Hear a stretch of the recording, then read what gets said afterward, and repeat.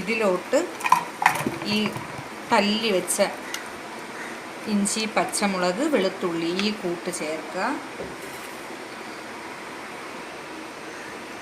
ഇനി നമുക്ക് ഇതിലോട്ട് മഞ്ഞൾപ്പൊടി, നമ്മുടെ ഈ പൊടി ഐറ്റംസ്, പെരുംജീരകപ്പൊടിയാണ് ഞാൻ എടുത്ത് വെച്ചിരിക്കുന്നത്. 1/2 ടീസ്പൂൺ മഞ്ഞൾപ്പൊടി ഇട്ടിട്ടുണ്ട്, 2 ടീസ്പൂൺ പെരുംജീരകപ്പൊടി, വലിയ ടീസ്പൂണിലാണ് ഞാൻ ഇട്ടിരിക്കുന്നത്.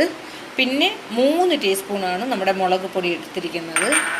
പിന്നെ ഗരം മസാല 1/2 ടീസ്പൂണുണ്ട്. പിന്നെ നമ്മുടെ ചില്ലി ഫ്ലെക്സ് ഞാൻ 2 ടേബിൾ സ്പൂണാണ് എടുത്തിരിക്കുന്നത്. ആവശ്യത്തിന് ഉപ്പ്. ഇത് ഇത്രയും കുറച്ച് വെള്ളവും കൂടെ ഇതിലോട്ട് ഒഴിക്കുക. എന്നിട്ട് ഈ മിക്സ് നല്ലതുപോലെ മിക്സ് ചെയ്യാം.